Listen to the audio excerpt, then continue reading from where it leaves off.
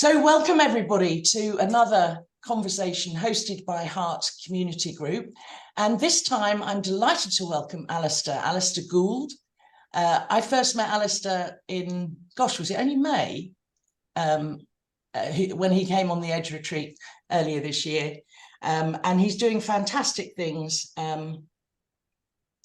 He has a really creative vision for how spaces and places can be regenerated as responses to the climate and ecological emergency. And so he's going to share with us what he's been doing down in Furnace Brook, which is in the High Weald in East Sussex, where he has 20 acres of land and lakes.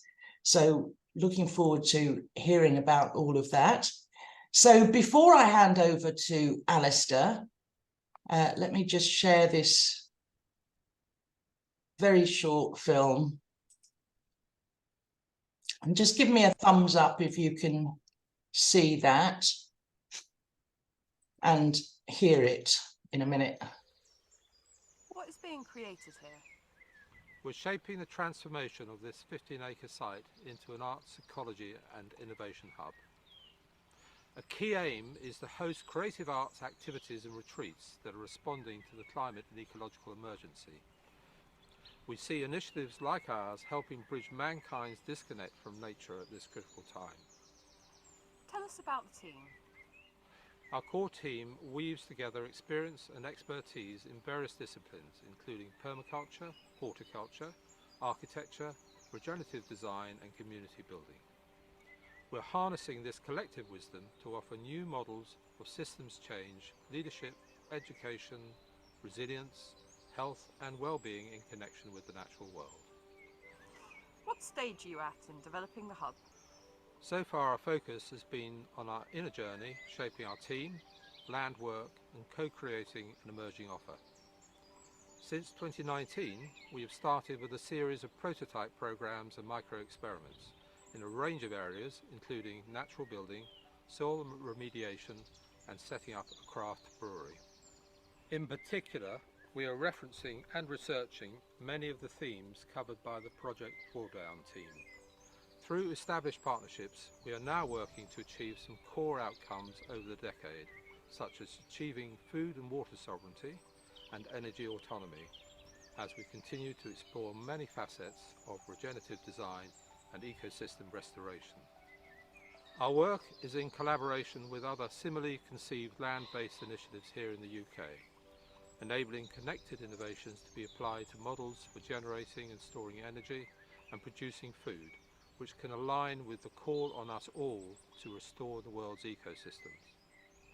A key element of our prototyping work is focused on natural building techniques, such as you can see behind me, bearing in mind that nearly 40% of mankind's carbon emissions are in connection with the built environment. Tell us about your partnerships and collaborations. So far, our journey is being undertaken through a core partnership with two aligned community interest companies. As we believe much of our work is scalable and replicable, we are sharing our learning journey openly with other changemaker organisations and communities to create greater ripples of impact. In particular, our work is being shared through the Buckminster Fuller Institute's Design Science Studio, where we are engaging with the directions set for the second Design Science decade. In the spirit of Buckminster Fuller's approaches, we are inviting other artists, designers and innovators to connect with us as we create a safe, nurturing space for all visitors, whether their visits are for contemplation, action or play, or indeed all three. What is your long-term vision? We're supporting regenerative approaches that address the needs of the next generations as much of those of us living today, being focused on the transition from consumption-based lifestyles disconnected from the natural world towards sustenance-based approaches to living and working, where we can together act as a keystone species in restoring the natural world. Above all else, in these extraordinary times we are living through, our imaginations can be refreshed from the creative arts in all myriad forms, bringing to life the new narratives that can best guide us at a time when many of the old models we have adopted over the centuries are clearly no longer fit for purpose.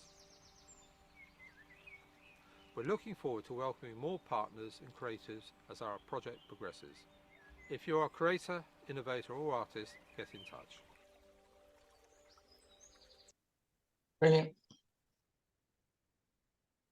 Excellent. Well, I think that gave us a really good flavour. Let me make you co-host, Alistair,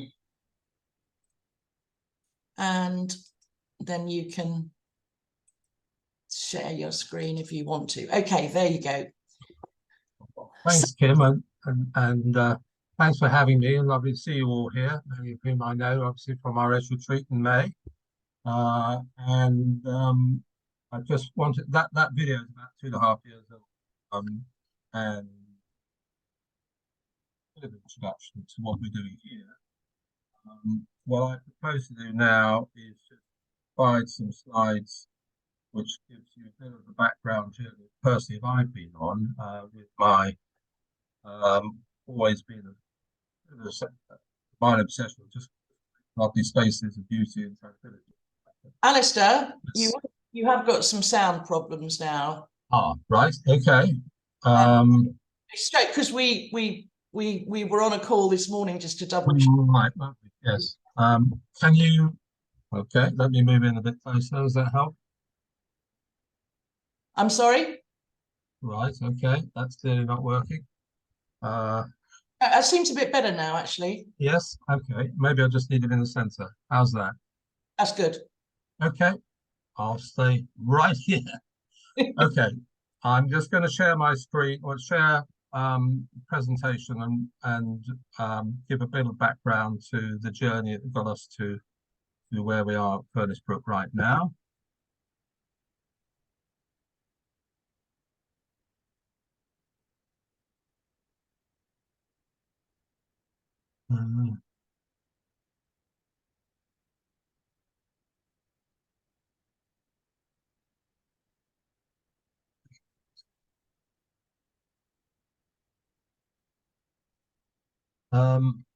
Right, so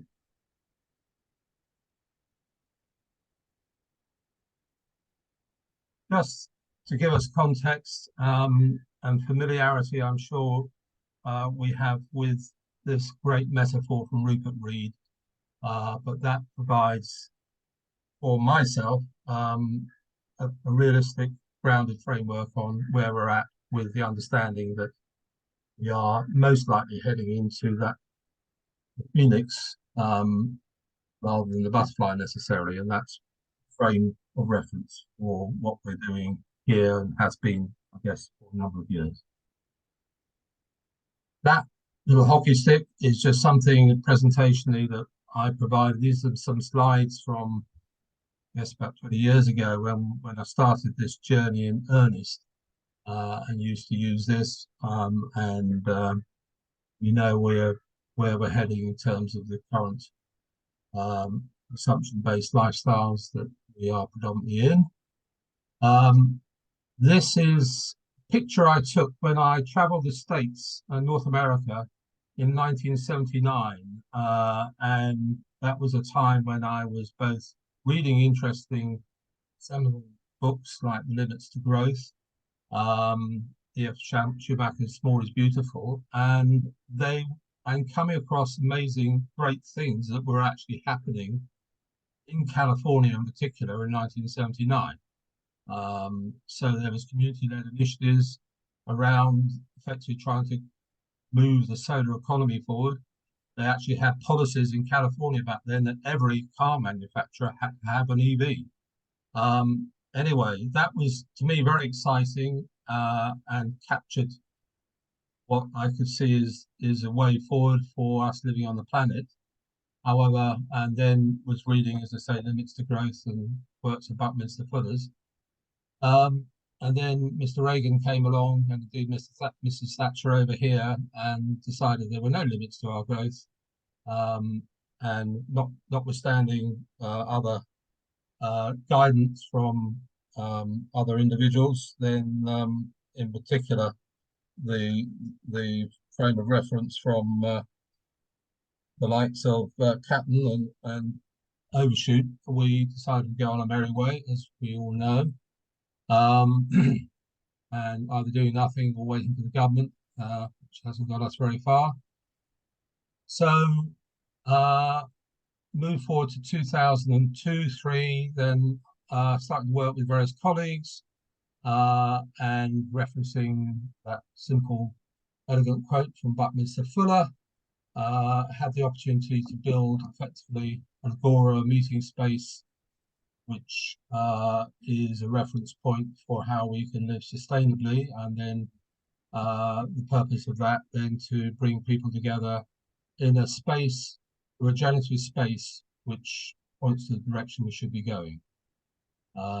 So this was in a coastal location near Dover, and the process of building the building, bear in mind that I was also chairing the charity that owned the land there, and so we had 9 acres, and there still are to this day, of parkland and gardens, which for the previous 3 years we had implemented a program of organic management with permaculture principles. So then it was just elegantly flowing from that we had the opportunity to build this building, and we were able to fulfill what our ambitions and some, in terms of how we had a design and build collective, if you like, that came together and achieved a great result in the end of a building which was, and I think still to this day, Pines Kedix has the lowest embodied energy of any modern building in the UK. Our focus was simply to create a place of optimum health and well-being as a learning environment, and then working with nature's designs so to do. So out of that, a lot of partnerships emerged, which was exciting and great, and notable learnings occurred, in particular, really, by working with nature's designs, then we get to the most elegant outcomes. So in terms of the specifics of this building, and there are videos which and sites which give you more information, I won't go into that today, but we were applying closed loop cradle approach, such that we were looking at merely, if you like, what we always did up until about 30 years ago, used material from the locality. So the main walls were all ram chalk, from the chalk from the site, and then the roof is a tiling methodology called Catalan vaulting, using waste clay from a nearby site. And it's interesting that the result of these methodologies, which are the best ones we could come across, we were successful in creating this building, but B, seeing that these building technologies, if you like, were 1,500 and 3,000 years old, respectively. So, sometimes we think we're very clever now, but actually we can learn a lot from the past. And so what we did here was actually, with appliance of those partnerships, rebirth in terms in particular of the Catalan vaulting, which hadn't been used anywhere in a large project in the world for about 80 years, is to rebirth that on this project, which has then been shared and used by architects elsewhere in the world. And to this day, I think we have ram chalk walls there. So a third of the Great Wall of China is rammed earth. The earth here happens to be chalk. So these are methodologies in the built form that we should use. And indeed, to this day, we are still across the globe. Roughly, it might be slightly less now, half of all buildings are made out of earth. So it seems sensible we should be looking in that direction. So as I said, we were imagining a beyond zero growth world, if you like, and trying to host events and be there as a reference model for the new models for living in a post-growth world, etc. Um, and beyond that, we were successfully, not that we sought that out, but after the building is built, um, the village community we were in was nominated a low carbon village by Kent County Council. And I and colleagues then helped with others from the community in the opportunities of delivering such a village. And so we actually had a whole energy descent plan and looked at, we offered the provision of a 10-acre site for community supported agriculture in the middle of the village, whilst we were still managing the main land where the building is, and so forth. And indeed, by 2012, the village community's draft neighbourhood plan was seen as exemplary in terms of its addressing sustainability and local resources, and was referenced amongst in professional magazines across the country. So things were going well, and then there was a change of personnel and some changes within the local community, parish council level and so on, and things went, to be blunt, in a somewhat different direction. Whilst we had established a lot of these elements, and indeed the affordable housing potential scheme, which is part of the neighbourhood plan. So, in short, there was a substantial change in attitude from some of the main influences in the village, such that they put a halt to any green initiatives and were somewhat suspicious of these. It wasn't our intention to lead these, but I stepped back, and by 2014, where there was continuing, frankly, hostility and so forth, the opportunity came to actually acquire the land where Diane, my then wife, was living in Furnace Brook. So I did stage exit left, albeit still working with the team over in Kent, and arrived here. So here we are at Furnace Brook. So this is, first of all, me, peace and tranquility, and that's to me very important, and beauty. And so I have, with our crew, been building slowly a frame, the infrastructure for very similar in ways, but different because we weren't in the middle of the village here, to what we're doing in Kent.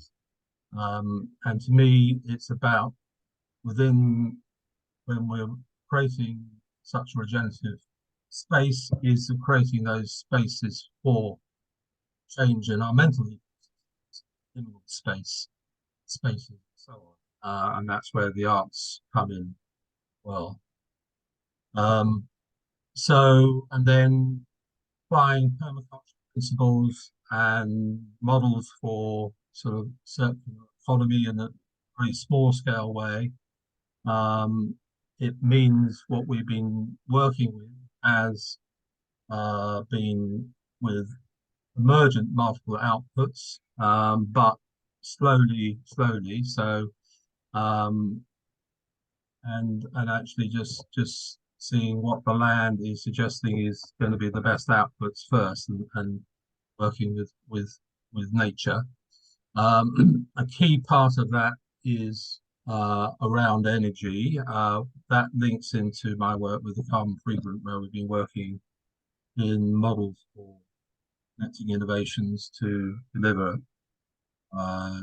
zero carbon framework for energy generation. So, and then within all that, as that video indicated earlier, we have continued to apply and research us on certain areas which are linking to how we can live in a regenerative way. I mentioned in the video Project Drawdown. I mean, it apparently it's not what Paul Hawken chose, and publishers chose as a strapline: solutions to global warming, which is shouldn't say questionable as a reference point. But anyway, putting that to one side, the technologies and approaches which were put together and analysed by the Project Drawdown team in the States is been a great exercise by Paul Hawken and others. Not perfect, but it's at least somebody's doing something like this, and it's moved on since what we've referenced here with these 80 different approaches. So I'll just sort of zoom in on one and maybe talk about that later in the Q&A and so on, where we have been working with production of biochar, and where I'll move on to the next slide. So up the top end of the lake, we've got an area there called Woodstock, where we are processing the wood and producing and researching the production of biochar. And for those who may not be familiar with such, it is activated charcoal. Unique attributes were rediscovered from themes that went into the Amazon in the late 1970s, and realized that indigenous communities before the Spanish arrived there were actually living on very healthy soils in what was otherwise a very poor soil of the Amazon basin by their production of biochar or activated charcoal to create really rich soils.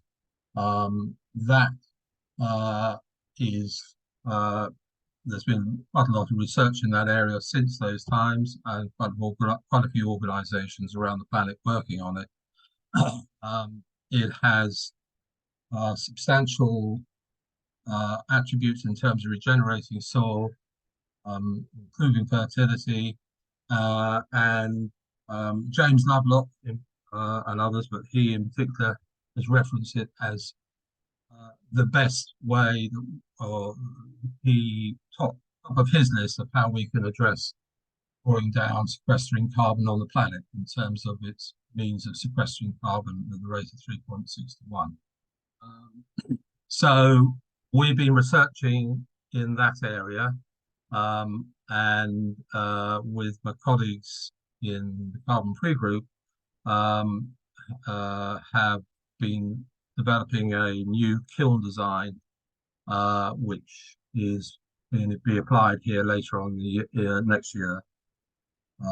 And in essence, in terms of the carbon piece, then this kiln alone, which is intermediate technology, we'll talk about anything particularly, but the output of this kiln properly functioning would be equivalent in carbon drawdown to that of the Climeworks direct air capture model, which is based, I think the main one now, it was in Switzerland, based in Iceland, with Bill Gates putting 150 million in it. This would draw down the same amount of carbon dioxide, but regenerating soils and costing quite a lot less than 150 million. So those are the sort of exciting opportunities we can be looking at, and which we're particularly focused on. This chart here is just indicating the number of land art pieces that are either in place or emerging within and this is through just collaboration with team members here to create pieces. So they're not, I mean, we have Zoe, who is a wonderful creative artist in her own right. The rest of us wouldn't have the formal label of artists, but working collectively, we are all artists. And so I get great satisfaction in seeing the wonderful creative work of the teams working together, creating these art pieces adds to the beauty of the site. And then just down the left there is some of the targets that we have without being too linear, but it's nice to see some of these things coming about. So I mentioned the carbon sequestration, and with an eye on, well, this is all around transformative adaptation and with maybe a bit of deep adaptation. So looking at our autonomous supply of food and water on site. We hope to have them primarily established by next year, and then I'll come on to energy later. So those are some of our team. Where we're working with the educational realm, and we are starting to reach out now. Kelly Pop, second to left, is joining us next month to lead the outdoor education area, which is a core part of the work that I and colleagues used to do over in Kent. So we're looking forward to connecting with local schools. And my dear beloved wife, Diane, who is a larger than life community-minded individual, who, as you might not be able to tell that photograph, but she is a sixth generation Purdy Queen, and therefore has fascinating calls on her in actually, and she loves to respond to those in eloquently sharing the journey of her family as costermongers from London, so very much working class, tough livelihoods, but where they had real community spirit and actually where they all lived sustainably and so on. So there's a model there which she eloquently articulates in, and then she gets random calls on her. She had a presentation with some presenter from CNN last week, which is apparently going out American TV in next month. And then yesterday, she had a request from London Vogue, so she might be appearing in that. So and these are all lovely opportunities actually to spread. It may not be seen in this work, but she does an eloquent work in spreading how important community is, which we all have been somewhat lacking over the last few decades. But funnily enough, in urban communities, I think maybe there is more opportunity to bring more community cohesion together. I suppose I've been slightly scarred by being in a rural community and some, well, as I said, I had to leave the community I used to live in because of the hostilities. So, and then I'll come on to the work we do, which Dan leads on community events. So quickly run through our sort of 9 themes, strands of living sustainably, regeneratively, if you like. So starting with food. So we're working with the permaculture framework. Many of us have done, as I have, and I have permaculture design certificate courses. So growing food here on the veg plot, polytunnel, and starting to build up forest garden areas. Aquaponics we haven't started yet, but it's something we plan to, and we actually have got second-hand aquaponics aquarium, so that'll be for next spring. Energy, then we're working with the various technologies and connecting them, which is the key, rather than just having heat pumps or solar or whatever, and that's the key to the work that my colleagues have been doing in the carbon-free group. But by integrating, connecting technologies, then we can get to self-reliance by and large, quote, net zero, in a cost-effective manner. We have a number of technologies here which we are slowly applying, both from an educational viewpoint and with the aim that we will be, I hope, self-sufficient by next year. That's moving forward. I've talked a lot about shelter. Suffice to say that the same principles we applied over in Kent are applied here in a more modest way. We do have at the moment one shelter which is actually using exactly the same Catalan vaulting technique used on conference building. We have plenty of water, which has been wonderful in many ways. A, for the beauty, B, for the biodiversity, because it makes it such an opportunity to create and support more biodiversity by obviously having not only lakes but streams running through as well. And also, obviously, as a water source, we have our own borehole, and equally we could treat the water here to make that possible as well. So our aim will be that we will have our own potable water source for our drinking purposes by next year. I'm not there yet.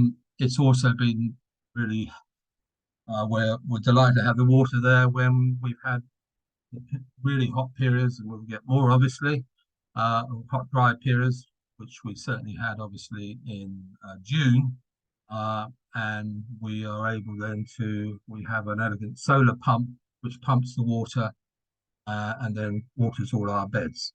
So that's a handy tool, having got the 6-acre lake. Transport, with a bit quirky there, but with the major caveats of having an EV and knowing the environmental costs of having such, then Di and I do have our own more electric car, and meanwhile the vehicles on site are EVs, and indeed Alfie, our pony there, he's more tuned to drawing, pulling logs than carts, so that's rather heavy, but we do have pony power here as well. Attitudinally, then we should never be thinking about waste, because nature doesn't do waste. It's about resourcing. And so that's just a little picture from the examples of material that we use in the calyx, but it's taking that approach. So we have on site a fantastic area which is sort of hidden away a bit, called Womwoven, and that's where all our resources are, and are always we always upcycle everything, and out of that upcycling comes really creative outputs. And then key within all that we're doing, we fundamentally is maintaining and enhancing, ideally, the biodiversity of this site. That's what we ought to be doing anyway, and for our own mental health purpose, mine anyway, I know that we are heading in that direction. Then I personally feel happy, despite various other challenges we face across the planet, we can create little hotspots of biodiversity and see where these hotspots can link together. And we have a wonderful space to start with the same we have here. So I mentioned about the carbon sequestration piece and around the biochar.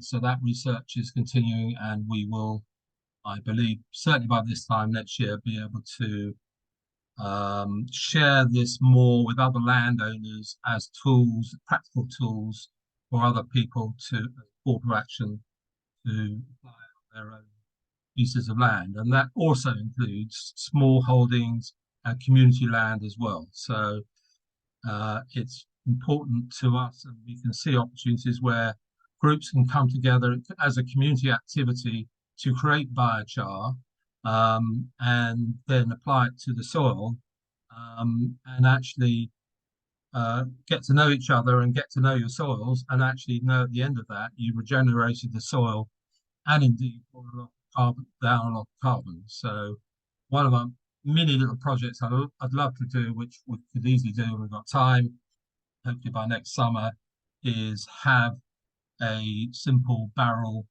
sauna, and that can be heated when biochar burns happen, so then we can have people can enjoy a truly carbon negative sauna. And then another even more key fundamental is the health and well-being. of us, and we had the event we hosted here last year at the launch of the UN Decade in Ecosystem Restoration. Rupert Reed, who many of you know, gave a superb talk. And Kim, if you can share a link to this when you share the video. But where he eloquently talked about restoring our ecosystems and our mental ecosystems too. So that's really what it's all about. And that's some of the activities that are around health and well-being, where we are reaching out at the moment to see where we can work with, ideally, the NHS in terms of the models for social prescribing and green prescribing and so on. And that's an area we worked with a little bit over in Kent, but it seems doors are finally opening up in the NHS to those sort of areas, so hopefully we can help. So coming back finally to community resilience, and I was talking about Diane and the wonderful work she does. We have a barn here which was being repurposed as a community space. Used to be an old fish hatchery, and we have, through serendipity, we are custodians of the collection of artifacts from the Britain at War Museum in Tudor Street in London. And so we've collated the pieces which are about the home front resilience in those times, and that's in the barn. And then we're in the process of sharing or of articulating how those lessons can be learned now and looking at resilience now. And as a reference point for us in how we need to address the times, the World War II, it's not perfect, but it is often seen our response, rapid response in those times is what we need now, plus 10. But also the community resilience that happened at that stage as well, and also good governance, perfect, from the government here in terms of looking at how we maintain food security. Otherwise, millions of people could have starved. So these are the issues we can learn from those times, and that's one of the elements we're looking to do here. And then I just put that piece in terms of it's been, within all this, for me, challenge is often communication, and somehow a lot of people are just resistant to change, period, whatever it may be. No matter how enthusiastic we can be, or I can be, or whatever, sometimes there is just that resistance to any change, and sometimes hostility. So, and that's where, linked with the great work that Kim's doing, where we can reach out to the others and support one another, build the communities, then that's the way forward. So yeah, I said, well, Kim said in the introduction for me to give a brief introduction to the work with the UN Decade on Ecosystem Restoration. So we've linked up locally with the United Nations Association Climate and Oceans team, and actually just looking, there's a very articulate, good framework for how we can restore our ecosystems and draw down carbon as we need to, but well worked out by the UN. UN isn't a perfect organization, but or at least we have it. And this initiative is a joint initiative from the UN Environment Programme and the Food and Agriculture Organization, recognizing that we have both an ecological and food emergency on the planet. So we are applying some of that at a local level and then linking up with schools and other community organizations to help them be certified. And that's some initiatives are happening here. And finally, it's all about, that's one of my grandchildren walking through the arbor here, and this is all about them. Okay, that's my PowerPoint. I'm sure I realise I've gone on longer than I planned to. Lovely, thank you, Alistair. If you'd stop sharing, and then we can all see each other again. Right. All right.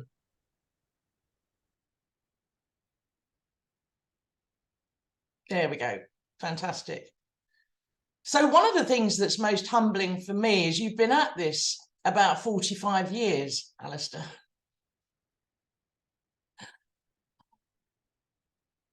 Yeah, fantastic. So I'm conscious we haven't got a great deal of time. I'm sure there are questions. Please just stick your hand up or unmute yourself if there's anything you want to ask. Kathy. Thank you. I've got a couple of questions, but I'll settle for one. Can I ask two? Alistair, could you say, in terms of your food production and aim to be sustainability, how many people do you think you would be able to live in such an environment sustainably? I have normally put the target as for a family of 4, but this is very broad brushstroke. At the moment, I've just said let's aim for that and look at where we're at next year. So that's how I see it. And obviously, at the moment, we are starting to sell quite a lot of produce at this time of year, the farmers markets and so on. So that's great. But that's ostensibly what I've set myself. But there are plenty of models out there in the permaculture world where they go into the detail much more than we are at the moment to make that a reality. But that's our objective. Thank you. I've done a PDC as well. And the other question, if I may, is are you in? You may already be doing it, but you didn't cover it. Are you intending to grow grain of any sort? Because we can grow food on many levels, and we can eat acorns instead of grain if we needed to. But are you intending to grow organic grain of any scale? No, the land we have here is fairly limited in that realm, and the farmland is really not great quality. It's grazing land on the whole, so we hadn't planned grain. I should say what we are doing is, as one of the linkages that are happening with colleagues in the carbon-free group, is working on framing larger areas of land, including one nearby here, which we're working on over the next few months, where that could apply, and where at the moment I'm helping with a scoping report on that. Early days, but one of those crops is hemp, actually, and I've always been a great fan of hemp. So, grain product, looking at these various interesting plants that we can grow. Yeah, great. Thank you, Kathy. Who else has a question? Sue? Yeah, me, Sue. Yeah. Sue and then Anna. Yeah. Hi, Kim. Hi, Alistair. Yeah, really interesting. So the question that comes up for me, I have family members who are in property development in some way or another. So my mind goes to, how can we engage them in this conversation? Obviously, they have much longer lead times and they're very conservative, but wouldn't it be cool to get some? And so I started that conversation with my brother, or I tried to start it, but he says, there's, I'm not too sure what words he used. I don't have the tech lingo, but basically saying, yeah, a lot of building is modular nowadays and scaling up, and it's just not possible. And I kind of think, yeah, it must be possible. We must be able to find a way to bridge that conversation. I don't know whether you have any thoughts on that. And obviously you've said Buckminster Fuller's quote, but anyway, I'd love to hear your thoughts. Definitely, and that's where I was largely in the built environment, or trying to create healthy spaces when we started the project in Kent. When we formed the carbon-free group, we were all in the built environment. The team has now worked more into the agricultural rural world, and certainly the models are there. It does need good leadership from above, and at one stage, up until about 8 years ago, we had a great zero carbon homes initiative in this country, and of course then our house builders influenced change and said you can't do it. They were completely wrong, but they, being funders of the Conservative government and so on, we won't go into all the detail there, but suffice to say that Lord Devon until recently, chair of the Parliamentary Climate Change Committee, said, I think his exact words in Parliament last year was that all large house builders in the UK are crooks. And because the lies they make about you can't do this, but B, about the performance of buildings. So I don't want to go in that rabbit hole because it's not a very nice one. But yeah, we can do this. And there are good people around that are doing it. There's a Good Homes Alliance where there are house builders creating good homes, and the technologies around to make it happen. And then there are policies like SAP, which is there to help deliver zero carbon, which is actually pretty useless policy. It gets in the way of delivering zero carbon. So we have to battle through these things, but Yes, we thank can you. do it, absolutely. Thank you, Sue. Anna. Hi everyone. Hi Alistair.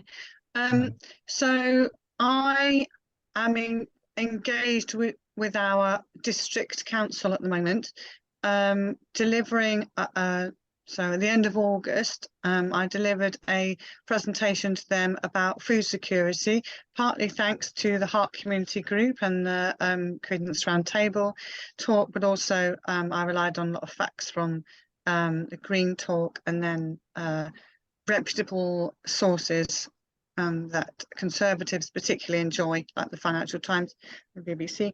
And so I've been talking to them with a particular focus on food security, and also we're in East Hampshire, so how resilient a community will be following coastal floods, because we're just north, less than 20 miles north of Portsmouth and Chichester and Emsworth and Southsea and Selsey. So and I've kind of grouped those two things together to make them take notice, and it's working. So they have asked for another meeting, and we are meeting up again next Thursday.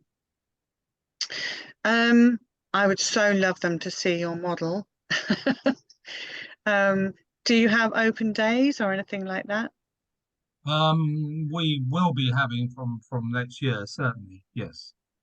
And we are going to be, we will be engaging with our local authority. We did start a bit and then COVID came along, so it is our intention to do so and find the right sweet spots to make those links. Yeah. But if there's a simple thing to start with, maybe is if there's a local community, if there's a school connection, I would recommend that you can start there somewhere around growing things in the school, and then not least, that's a great thing to do, but then you're creating connections with other parents and so on, and things can often grow quite well from there. But you need a school head to engage with that. I'm happy to help if it helps with the work we're doing with the United Nations Association of Climate Oceans. So then there could be, as a little initiative there, help with a bit of UN certification through colleagues, so that might be something to help build interest building from the local authority. Okay, that's fantastic. Thank you. How can I link with you? Send me an email afterwards. Okay. Kim can Thank you. send me my email. Yeah. The other thing I'd mention, Anna, is we recently had a conversation with Jules Thompson from Community Climate Action, and it's worth checking that out. That's on our YouTube channel. Okay. Again, like Alistair, really great ideas, but actually doing it rather than just talking about it. Yeah. That's what we need. Thank you. Thank you, Anna. Yes, Rowan.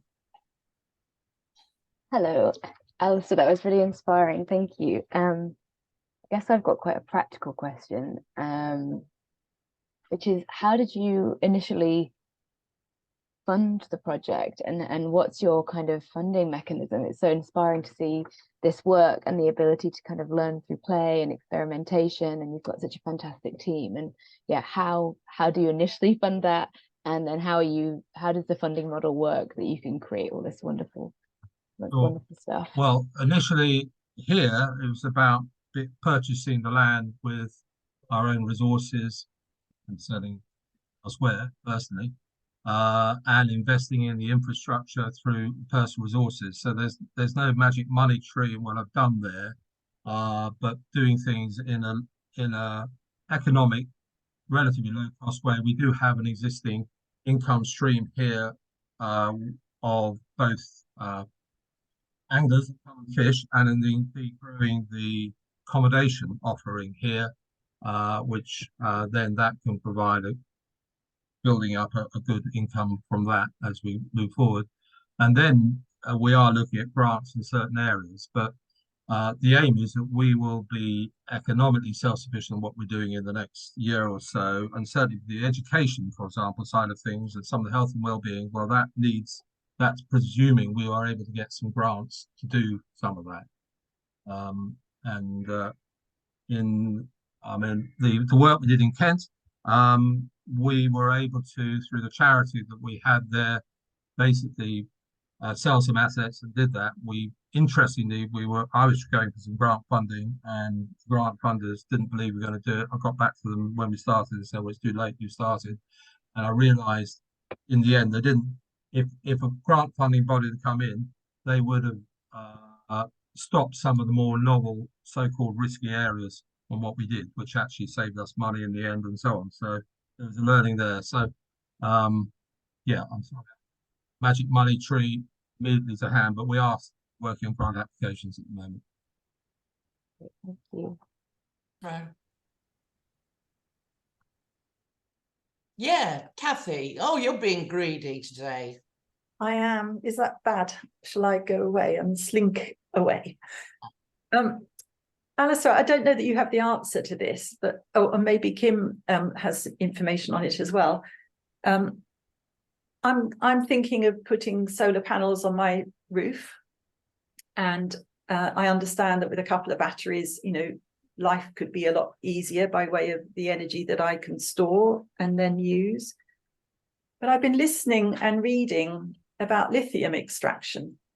The whole idea of electrical vehicles scares the pants off me because of the amount of water that it takes and the pollution that it's causing and the loss of livelihoods. Yeah. I liked what you were saying in terms of having more than one source of energy generation and using them in a combined way. That's not necessarily something that me and my little semi-detached house can do. So I just wondered what I know we've got to start somewhere by way of a new technology to move us away from fossil fuels, and I appreciate that we're doing that. But I just wonder if there's anyone knows about any long-term understanding of what lithium extraction is doing to the planet. It seems to me destruction for the sake of. I will send you something, Kathy. Or just Alistair, by all means, say what you want to say. Yeah, so absolutely, and that's where work we do in the Carbon Free Group and others in the similar sort of field about looking and drilling into the technologies and connecting innovations, because lithium, well, I know Kim's going to send you some interesting facts on that, which will yield what you're suspecting anyway. But there are other technologies, and this is where we need this wartime mobilization to really look at those. There's hemp batteries, for example, and that's not sexy, so nobody's.